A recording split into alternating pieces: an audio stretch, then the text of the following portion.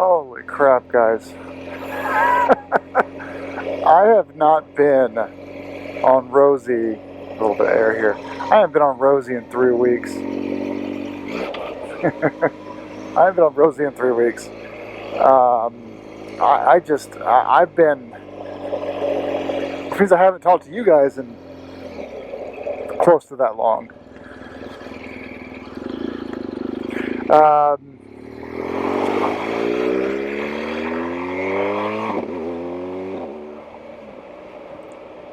So, where to even begin?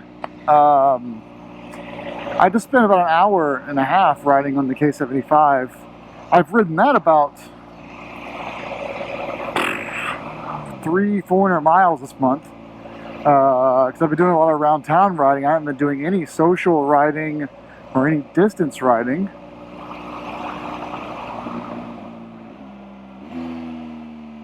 And so I've been riding the K75. And 2 weeks ago, I trailered the Beta to New York to have the drain plug fixed. So I haven't ridden the Beta this month at all this year. I haven't ridden the Beta at all this year. Been riding the K75 a lot.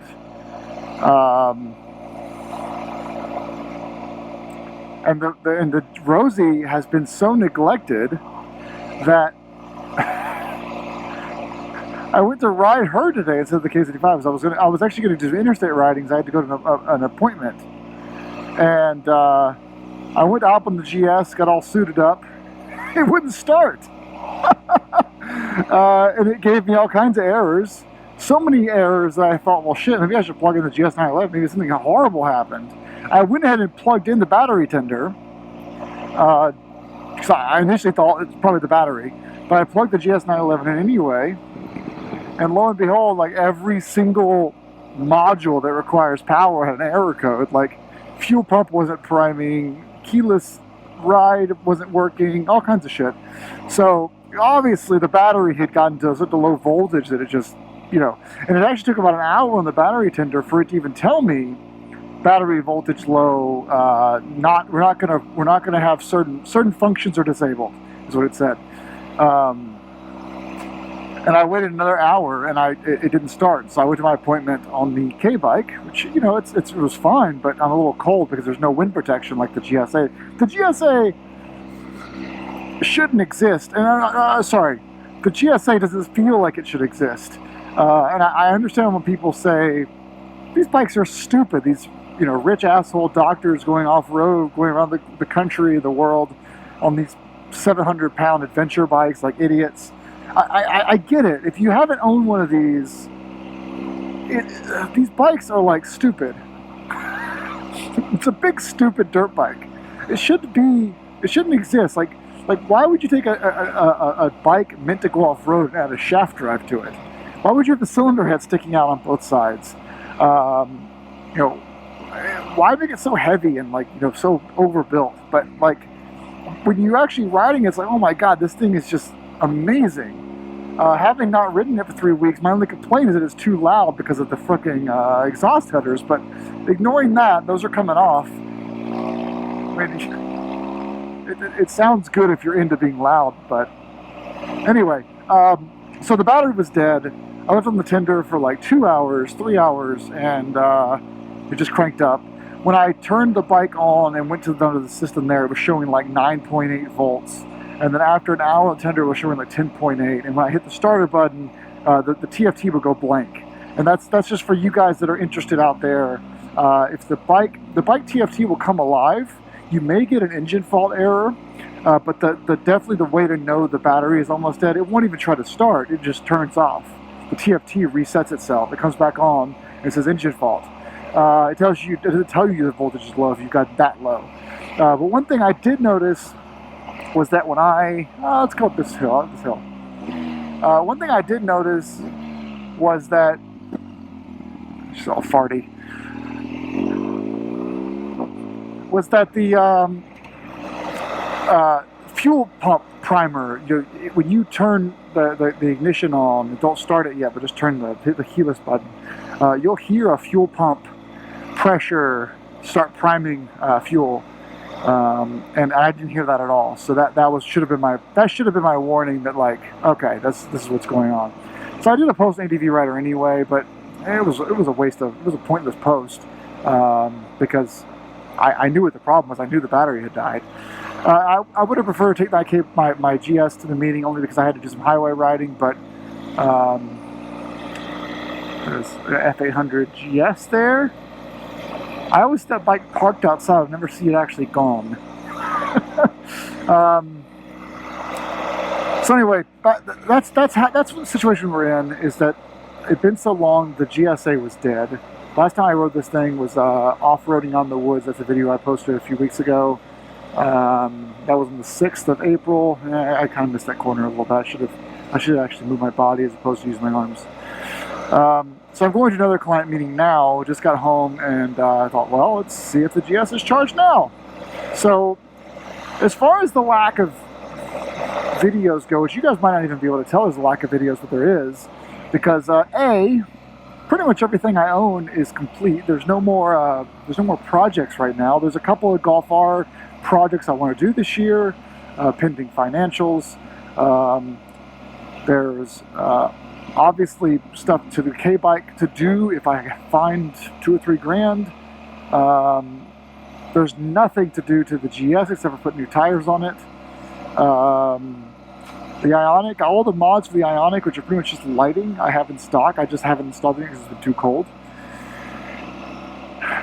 So you know, as far as projects go, we're basically, you know, it's done. There's not really much videos to put up. Oh, but I forgot one thing there. Hi, kids. The F750GS, Heather's bike. If Customs gets off their ass, then I'll have a lot of videos for the F750GS. We're going to have a center stand video, pegs, shifter, the brake video went up this week, headlight guard, radiator guard,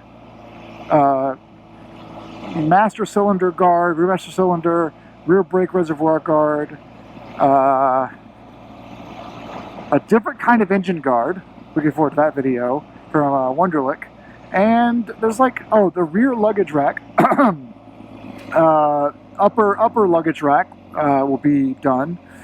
And shit, there's like 2 more things. I can't remember. But there's like 11 or 12 modifications. Oh, and we also have a Puig front fender extender for Heather's bike. And all this is coming in the next couple of days. All of it came from Europe, except for the Alt-Rider stuff. Alt-Rider sent me a bunch of stuff there. Oh, man. If it already, you know, things were already kind of, I was a little bit frustrated. And again, it's not frustrated like, the way I explained to me was that Alt-Rider was on their way to developing a bunch of F750 and F850 GS accessories, and then they realized the GSA, the F850 GSA, had a ton of fitment problems, and so they basically had to make a bunch of stuff for 750, 850, and 850 GSA, and then as soon as they kind of got over that hump, then the 790 Adventure came out from KTM. The 790 Adventure is selling fuckloads more bikes than the 750, 850 combo. So they kind of put the halt on a lot of their Alt-Rider accessories. So yeah, I wanted to get Heather Alt-Rider crash bars and skid plate, but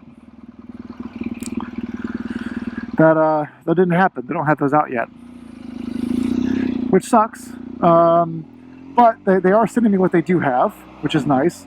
And then you compound it to the fact that Washington, where Alt-Rider's based, Seattle, is just being hit so hard by COVID-19 that, you know, they're having problems with keeping staff on. You know, people are staying home with their kids. Everyone's working from home, but they are, you know, Alt-Rider designs, engineers, and manufactures everything in Washington State. And so, you know, they've got guys that are working from home that really should be on there doing TIG welding and doing, like, you know, metal shaping and stuff like that. And they're really struggling. And I'm not trying to put excuses in their mouth, but I did based on what they told me, I'm kind of expanding. I'm embellishing a little bit based on what they told me. So they're struggling to keep up with all the other new bikes that are coming out, but also suffering from, like, obviously people are probably, I don't know this for sure, probably buying less accessories, and then also having the staffing stuff. So anyway, they sent me what they could. I was waiting to do one big F750GS All-Rider order, and we've had the bikes since September, and they still have like 4 of the 10 things are just not built yet. They're designed but not manufactured. So I think I only have like 3 employees. I mean, it's just a small shop. So anyway, I have coming in what they have. The rest is going to come from SW Motec or Wunderlich, and we'll just have to, install what we can before Heather's riding season starts, which her custom plate should be in any day now, like tomorrow or Monday. So that should be exciting. What else? Well, I just wanted to briefly talk about this before the battery dies. COVID-19 is. I had mentioned a couple of videos ago that, like, it's gonna suck, and it has for a lot of people. It's only gonna get worse. So, I'm collecting a paycheck right now.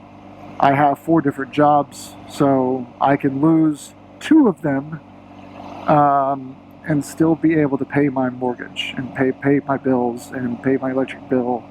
I'll have to, like, uninsure a bunch of stuff, and I'll have to, like, really cut down on my 401k and my savings deposits, because I don't want to touch those things. But I'll be fine. And I think a lot of you that are watching these videos will be fine as well. Many of you have already retired. Some of you are about to retire, and they're probably like, fuck, I just lost 13% of my 401k's value. Hopefully you didn't know if your stuff had moved over to bonds and cash over the last 5 years. Anyway, making assumptions here. But what I'm trying to say is, a lot of people are struggling right now, and my biggest struggle personally is just being quarantined or self-quarantined or self-isolated. My girlfriend and I have been to the grocery store twice in 6 weeks, and that's all we've done. We've had no other social stuff that's in person, no other shopping. I've got, like, no credit card bill this month from Shell, my Shell credit card. I've got, like, no fuel cost. It's kind of insane how, like, I've done nothing with fuel, nothing with people, nothing with restaurants, and we didn't really eat out anyway. But it's crazy, right? And so we actually did a cool thing, which is we have inventoried every bit of food item in our house, and, like, she wanted to go shopping this week on Monday, and it's Friday now, and I said, you know what? Our fridge and freezer still feel full. I challenge you to make a menu using everything in our house and see how long we can go without shopping. And so she spent out 2 or 3 hours on this and made a menu for the next 14 full days. And we're on day, like, 5. And yeah, sure, so we had, like, nachos today for lunch, using some leftover meat from last night. And the nachos didn't have sour cream on them. We're out of sour cream. And we didn't have 2 avocados, we only had 1. So the guacamole wasn't as thick as it usually is. And, the beans aren't fresh, they're canned beans. And so that's starting to happen. I'm just pulling over here because I don't want to take you guys to my client's place. So that's starting to happen to us. And we're kind of, we're just sort of evolving to that sort of, experiment. So that for me is, like, that's the most hardest part of my life right now. Is having to pick what food to eat. But I feel like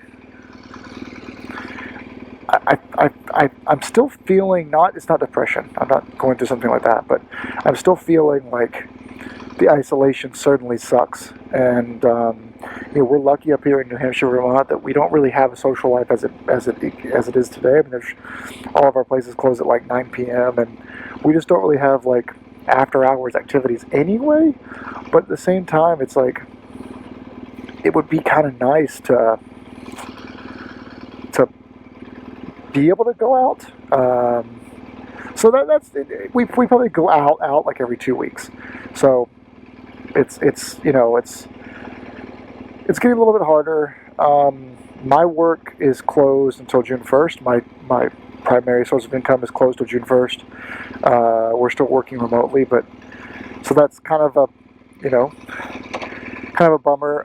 I've for a long time I've been the culture officer in my office for North America, and so it's a volunteer. I'm not paid for it, but I care about people's well-being and their happiness and their just what they're what people are feeling and what making the office and our environment a good place to work. So I've been doing like weekly social hour with people. We drink beer. I've been doing the buddy system, syncing people up, sitting on some of the task forces for various work activities, renovations, all kinds of stuff. Party planning stuff. Just trying to keep looking forward and make sure that no person is left behind. So like, we don't want people to be left out of the conversation just because they don't raise their hand and ask for help, which is completely possible when we have a situation that we have now where people aren't seeing each other, and if you are mostly a solo person, people will forget about you, and let's not let that happen. So that's what I've been doing. Heather's doing fine. The dog loves us being home. We're going on a lot of walks with him.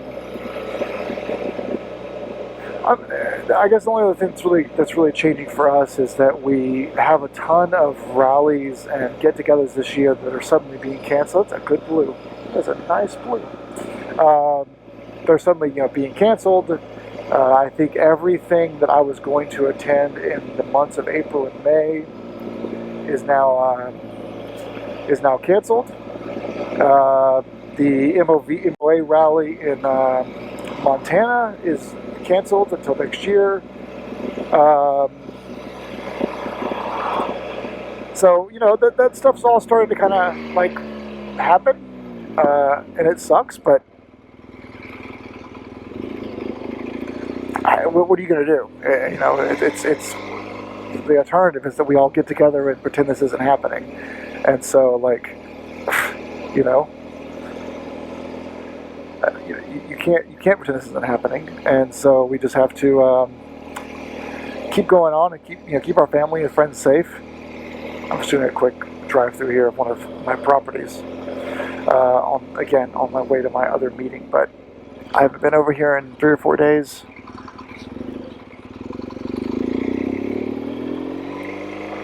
That's what I was doing earlier too. Is another drive-through and then a meeting with a vendor, but we were keeping our distance. This is what I really do, by the way, is bring you guys into my life. So the driveway's looking good.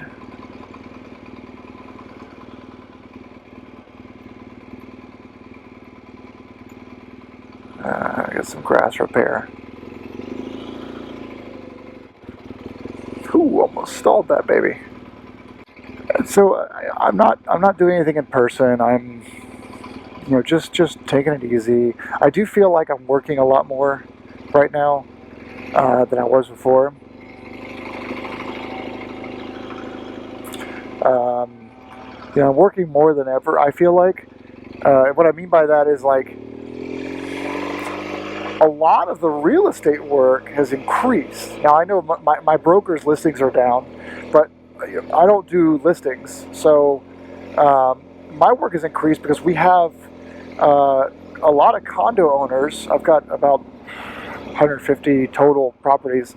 A lot of condo owners, I shouldn't have said that, but anyway, that are suddenly looking at project work. Like they're sitting around looking at their ceiling going, this needs a fresh coat of paint. Let me call Adam. So people are home, and we're getting a ton of like, I've done like a ton of major projects that are, weren't even on my radar 6 months ago. People are suddenly, it's not that they want to spend the money, it's just that they're sitting around, kind of bored, thinking of ways to improve their living space. So I've had a lot of like stuff pop up lately, which has been frustrating, because then you call a company, and obviously these companies are happy to hear from me because I have work for them. So a lot of these companies that would give you the time of day before, like, oh wow, good, glad you called, because we're sitting on our thumbs here. But then at the same time, you can't go and meet them in person because of the isolation stuff. So you have to send a bunch of pictures from the owner, and basically kind of relay everything that way, and then get the bids and proceed. But then the person's at home, and you have to kick them out. It's a whole thing. So like, I've been busy with that. Luckily, we haven't had any issues with rent being paid late or not at all. Everyone that I rent to has been on time and is still employed, which is great. So I don't know, I think that there's going to be a point though when the rents and when the association dues start to default, and it's just because people are going to start losing their jobs at a rapid pace. I think that we've, you look at what the S&P 500 has done, and it's, a lot of these are the market adjusted in the third week of March to what the epidemic was going to do. And then people said, oh, it's not going to be so bad. I think we're going to have another readjustment, and that's going to trickle down to people's jobs. And when that adjustment happens, I think I'm going to feel it a lot harder. So right now I'm not feeling it too much. I'm just in like extreme saving mode, and I'm just going to kind of keep doing that for now until we find a vaccine, I guess, in the next year. Geez, long video. I'm sorry, guys. Last thing I'll say is that, I think that this is going to be like an 8,000 mile motorcycle year as opposed to a 12 or 14,000 mile year. Less events, less social activities, and so I'm just kind of riding around town having fun. But as far as touring goes, what's the point, man? Like, what's the point of going on a long motorcycle trip when you can't even get a campsite? So anyway, that's where that stands. I'm going to hang it up for now, though. I've talked enough. I just kind of wanted to share with you what's going on, give you an update on the bikes, talk about me killing my battery. I think this hour-long ride that I'm going to go on now is going to get my amps back up, and I'll probably still plug in tonight and recharge the battery. It is nice living near a college, though. Grocery stores are packed, though. Grocery stores are balls out, man. And by the way, this is actually normal traffic right here. This is a normal Friday 5 o'clock traffic for us. So it's safe to say that our little neck of the woods isn't following the same distancing that I am. I haven't driven my cars in weeks, and I'm driving the bikes every 3 or 4 days on average, just around the block. So pretty clear that people aren't doing what I'm doing, which is, I think I spent 5 straight days in the house last week, didn't leave once. I can feel that. I definitely did add some air to the tires. I'm just going a little stir crazy, I guess. Heather wants to do a pack. Sorry, I'll let you guys go in a second. She wants to ride more this year, but she doesn't like long distance riding. So we both love movies. So we're going to do it where this summer, once all this shit stops, every Saturday or Sunday, we drive to Hooksett, which is our closest movie theater. It's an hour and 10 minutes away. Closest movie theater that's not like flat with sticky floors and like screens that are smaller than my house. But go to the nearest real movie theater that actually is a big screen with the recliners and the stadium seating. And there's no recliners. Anyway, and go see at least 1, maybe 2 movies every weekend. And we'll do it on the bikes, though. So that'll be her chance to, every week go on a ride and have she needs a destination. And that's our pact this summer once the movie theaters open back up. We can't go north to like the Green Mountains or the White Mountains of New Hampshire because it's just too many people looking at stuff and like doing erratic behaviors and stuff like that. So we're just gonna go into Hooksett and go see some movies that way, and that'll kind of be our like getaway every weekend. So we'll see how it goes. She's excited to start the writing season, but she's also, I think she's more nervous than she's excited. And so we're gonna go out, I think, Saturday and see how she does. I don't think she's gonna be that bad, but she is super nervous that she's like lost all of her skills.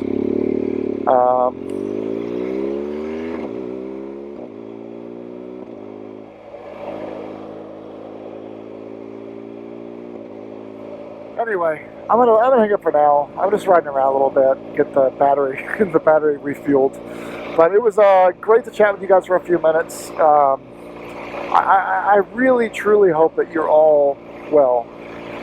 At some point, we're all going to know someone who has contracted COVID-19 and showed symptoms, and we're also probably going to know someone either closely or distantly who has passed away from this.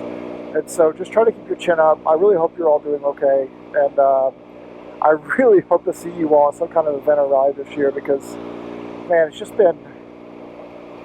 been rough, guys. So just keep your head up, keep your chin up, and just think about the future.